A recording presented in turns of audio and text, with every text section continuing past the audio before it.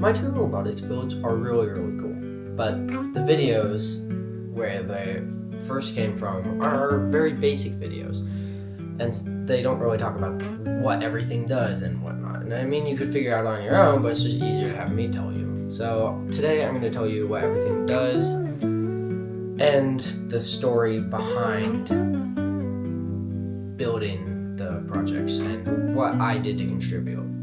Because believe it or not, in one of them, I didn't do much.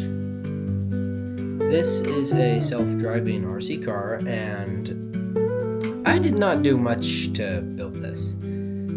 So basically what I did is I taped all of this. I did everything involving Scotch tape and Legos, basically. Because at that point, I had like no experience in coding whatsoever.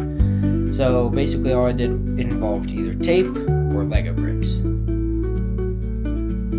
That's that's kind of embarrassing now that I say it. But anyways, so the whole thing is run by this Raspberry Pi down here.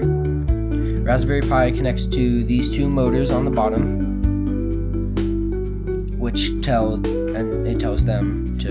the motors to move forward. And then there's this servo motor right here, which helps steer. And then there's this old super duper slow webcam. Like here's a little clip of it.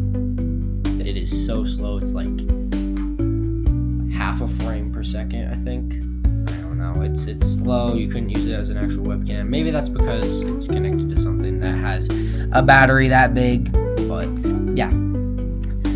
I did not do much. I know that the code was written in Java, but I do not really know anything else about it. So that's all I can really provide for you on that one. I don't have any actual code. I can't really provide any other information, unfortunately. But this next one, I can provide a lot of information. The fact that I built this means that I can explain it in greater detail that is still not complicated. More detailed than the original video, but still not terribly complicated.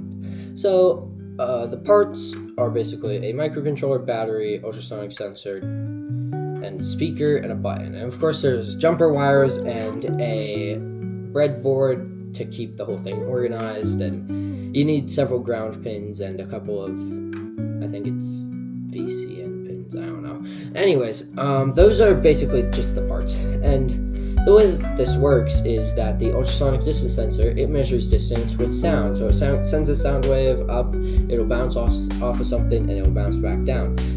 And actually, now that I realize it, this was something fun. I built this for a science fair, and something I realized is that since it measures distance with sound, and the sound is a higher frequency that we can't hear, basically, if theoretically you could mess up the entire box with your voice. Now, I realized that a few days before the science fair when I was like preparing my trifold. This is the trifold. I absolutely stink at making trifolds. I literally just wrote down everything that I thought about.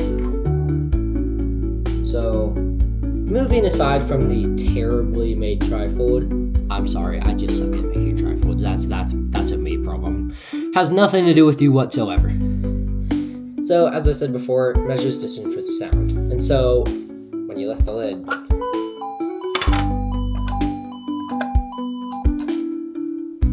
and so basically, if you look down here, one of these is a speaker, and one of these is a microphone.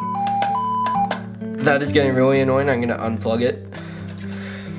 So, after that, after it realizes that the sound waves took longer to return, it realizes that the lid has been removed, in which case it sends a signal to the microcontroller, and the microcontroller chooses a number 1 through 100, and one number equals happy sound.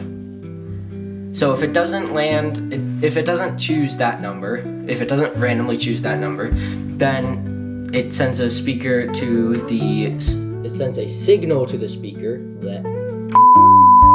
It sends a signal to the speaker saying play disappointing sound, and if it does land on the one number, then it sends a signal to the speaker saying, play happy sound. And of course, the button is just to turn the whole thing off, and the battery is to power it, and then there's the jumper wires that connect to the breadboard, and the breadboard connects directly to the microcontroller, and that's basically all there is to it. It's actually crazy simple. I explained it in like 2 minutes. Is that it? 3 minutes? Wow. Okay, that was crazy fast. This camera won't turn off. Okay, now that I've explained both the car and the mystery box, what if I told you that you could build your own mystery box? I left a link to the exact parts in the description, along with the code that works, and if it let me leave files to the box for the 3D print for this thing, then I left that down there too. I'm not quite sure. I don't usually leave links in the description. In fact, my descriptions are usually pretty short. Anyways, basically, you copy paste the code into Arduino. You plug in the microcontroller. You put it all down. I also left a